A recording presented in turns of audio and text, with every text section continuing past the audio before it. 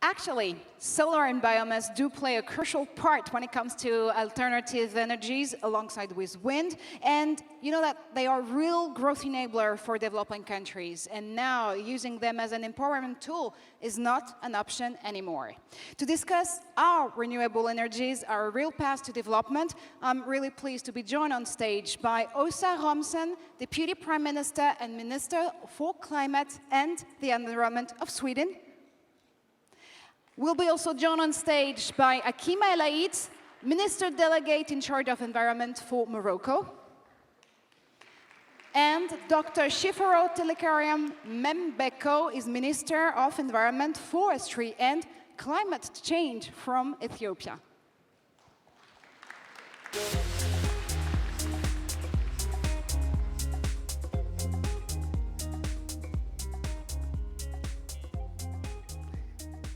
And well, actually, as we're waiting for Dr. Membecho to join us on stage, ladies first.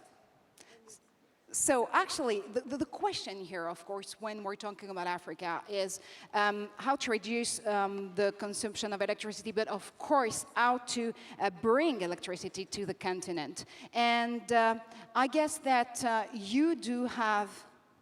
Oh, and we're also joined, actually, let me just recap the panel in here, by Dr. Khaled Fahmy. You're the president of EMSEN and Minister of Environment when it comes to the country of Egypt. So, first, ladies again, I'm going to start with you, Minister Delegate El Haite. What is the new growth path for Morocco and its region when it comes to renewables and when it comes to energy and climate change? Quelles sont du coup les actions que le Maroc peut prendre de façon très pragmatique pour prendre action pour le climat et pour utiliser de plus en plus d'énergie renouvelable dans sa consommation? Merci, Excellences, Mesdames et Messieurs. Je voudrais vous dire que je viens d'un pays qui ne parle pas de climate change, mais qui parle de climate chance. Wow. Et je voudrais aussi vous dire que dans mon pays, on importait 97% d'énergie fossile à partir de l'étranger et que ça pesait sur le budget de l'État marocain. Et que aussi notre pays, pendant des années, a financé les énergies fossiles. Et ça pesait lourd sur la caisse de compensation. Et à chaque fois qu'un de nos gouvernements voulait lever les énergies fossiles, on avait peur que l'impact social soit plus fort et qu'on ne pouvait pas toucher. Alors ce qui s'est passé au Maroc est juste une révolution. Une transformation, j'adore ce mot, une transformation. Et celui qui dit qu'on a besoin de changer, moi je dis qu'on a déjà changé. On a déjà changé parce qu'au Maroc, on a mis en place une politique énergétique qui, d'abord, basée sur le développement des énergies renouvelables. Il n'y a pas que le solaire, il y a l'éolien, il y a le solaire, il y a l'hydroélectrique. Et nous ambitionnons, bien qu'on parle des contributions, des indices, nous ambitionnons d'atteindre 42% de renouvelables au niveau de notre mix énergétique en 2020, pas en 2030, en 2020. Hier, ou lors de la locution de notre roi, Sa Majesté le roi Mohamed VI, il a parlé, et je salue cette déclaration, j'invite les leaders des autres nations à faire autant. Il a augmenté l'ambition de notre pays pour passer de 42% des énergies renouvelables à 52%. Également, il y a une décision qui a été prise par l'État marocain, c'est de lever les subventions sur les énergies fossiles et à partir du 1er décembre 2016, nous allons libéraliser le coût et le prix à la pompe des énergies fossiles. Et ça veut dire que nous allons encore pouvoir augmenter nos ambitions de 6%. Et donc les ambitions déclarées par le Maroc de 32% vont passer à 38% avant les 5 ans qui sont prévus pour réviser les contributions. Je voudrais tout simplement dire que quand on parle que l'agenda du climat n'est pas un agenda de ministre de l'Environnement, c'est un agenda de développement humain et de développement durable. L'agenda du climat, c'est aussi un agenda de paix et tout simplement de sécurité. Et l'engagement dans le climat est extrêmement important pour permettre à des pays qui ont 80% du développement au niveau mondial, et je parle de l'Afrique, qui ont la possibilité de mener leur politique de développement d'une manière sobre. Et quand on parle du changement climatique, souvent on pense qu'on parle que des énergies. Il n'y a pas que l'énergie. Il y a de nombreux secteurs et c'est transversal. Et ça commence par le citoyen à la maison, la mobilité, les déchets, tous nos gestes de tous les jours.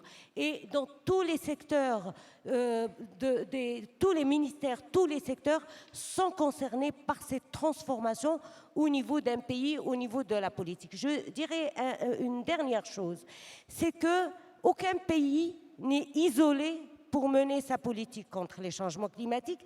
Et c'est la différence entre cette politique-là et la politique de développement d'un pays. Aujourd'hui, quels que soient les résultats qui ont été accusés par mon pays et les efforts qui sont faits par mon pays pour être modèle sur le plan développement et développement durable.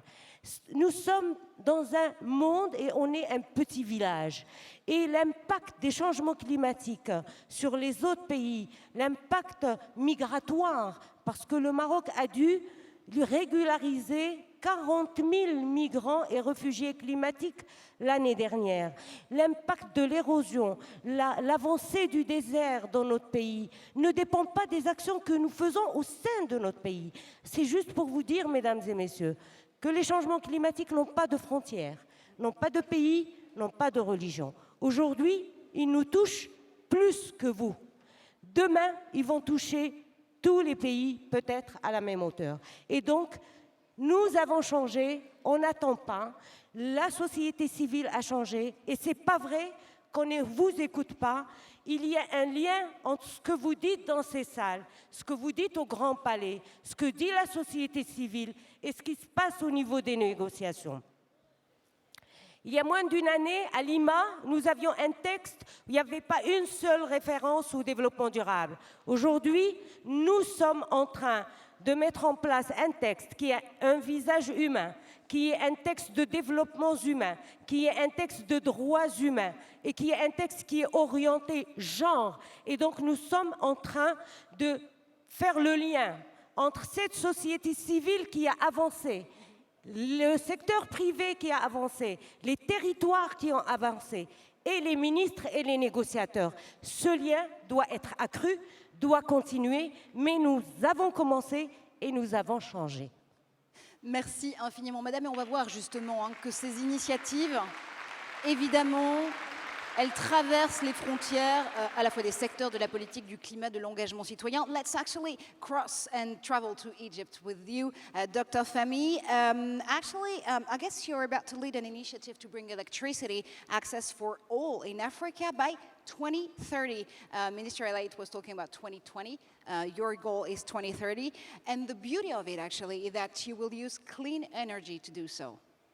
Well, thank you very much for the privilege to be here. Your mic is already open. You just have to hold it like that. Just on your chin, and you'll be safe. Yeah, thank you very much. Thank you so much. Thank you very much for having me.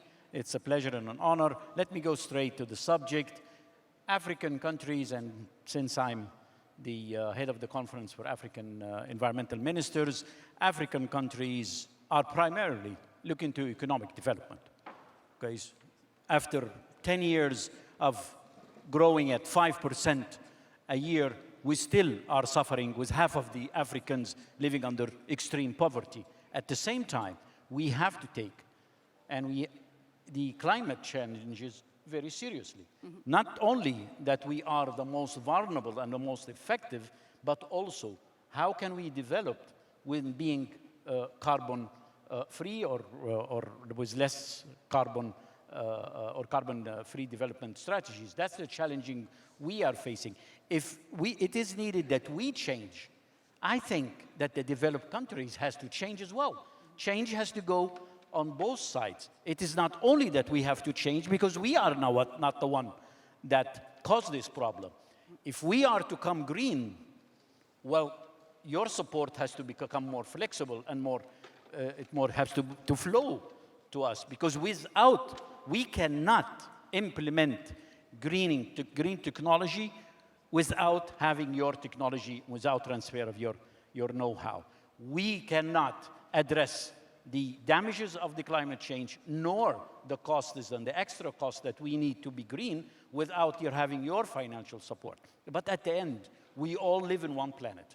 And as mentioned, climate change impacts does not know any borders, but as well, humanity and the support and solidarity between humanity does not know any and should not know any borders, nor political, nor technological, nor of any other.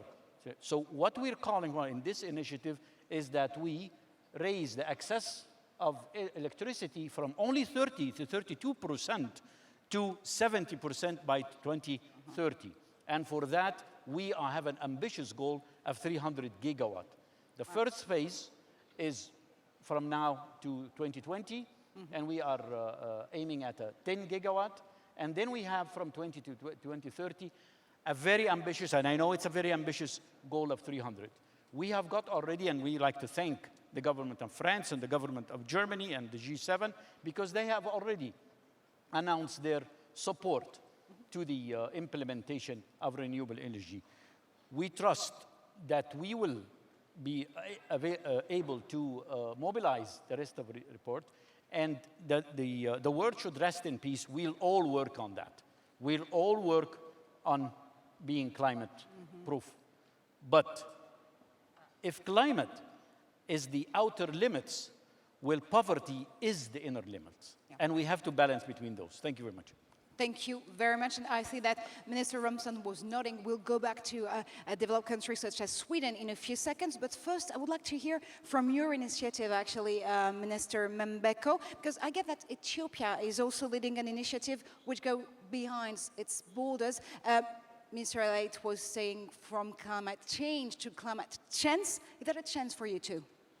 Thank you so much again. I think this is a wonderful opportunity where all of us, we have to aspire with the motto of we must, we can, and we will. Within that very regard, Ethiopia is considered to be a water tower as well as a powerhouse because of the mountainous nature of the nation. And we have very ambitious targets to make sure more than 95% of the power is actually coming from the renewable sources. We have a huge hydropower potential, which has 45,000 megawatt. The same is true with the wind, solar, and geothermal. And currently, a number of engagement has been going on. One of the what we call a flagship Ethiopian Renaissance Dam, which is generating more than 6,000 megawatt is going on. And our vision is not to deal with the nation alone, also to contribute our own share to our own neighboring countries. And by doing so, there is already a plan to reduce more than 19 metric ton, which is like 19 million this time, from not only at the domestic level, from also our neighboring regional state, national states. We have also abolished what we call a fossil fuel subsidy, which is equivalent of 600 million USD every year, and that translates into investing again back to the renewable resources. One important point which I would like to mention at this point is we wanted to clear the capital city Addis Ababa from solid waste, and there is a plant which we call from waste to energy that cleans environmentally the whole capital town with a ton of 1.4 million kilograms of solid waste translated into power of 50 megawatt, 20,000 bricks, as well as more than 15,000 green growth job opportunities. So we feel we have a partnership, we have a commitment at home, and if you complement the same with global as well as regional partnership, we can achieve more and we can curb definitely the climate change and its effects in the forthcoming time. Thank you so much. Thank you very much, too. Well, actually, let's move up north with you, Deputy Prime Minister Romson. And I guess that Sweden has a huge ambition here. It's becoming one of the first fossil-free nation in the world, and you're actually challenging also other countries to do so and join the initiative. It's an ambitious bet, but is it actually achievable? Thank you very much, and I think it's very important that we now talk about that countries in the world need new pathways for development, and that's a pathway going away from fossil carbon into renewable and into fossil fuel-free future. And for Sweden's position, it's, we can see today we are built on revenues from steel and paper industry, but our development has not finished.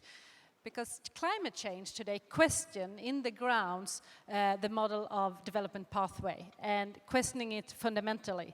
So for a developed country like Sweden, it's important to develop further and also having the position, a good position I would say, we have nearly managed to phase out fossil energy from the sector of heating and electricity, and we need to see that carbon tax has been instrumental in that, to deliver that.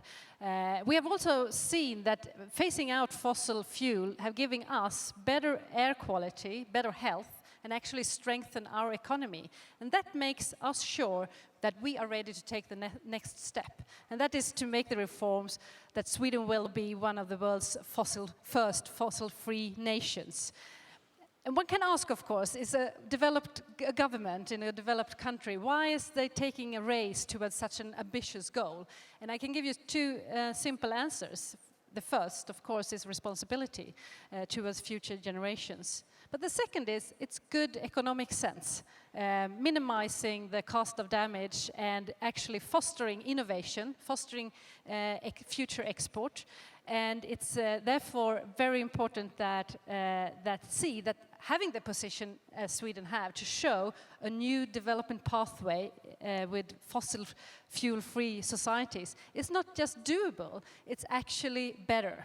So, and I would just remain saying that doing this in practice is not possible just for the government to go out speaking. We need the cooperation between state and non-state actors. And for that, I was really happy to see that parallel to the Lima-Paris action agenda, nations like Sweden can and had done initiatives that we have fostering a cooperation mentality together with the Swedish towns and cities, together with Swedish companies like the IKEA, like Volvo Group, like Ericsson and H&M, and yeah, but that's not Swedish, but they are here speaking very well about that this is also a business opportunity. And I think when we can cooperate, state and non-state actors, we actually see that this is going further. And that's why I can sit here today and challenge other countries, other partners, to take on the challenge to become fossil-free nations, because I want to know who will be first. And I'm happy to see that there will be a lot of other actors wanting to take the challenge of fossil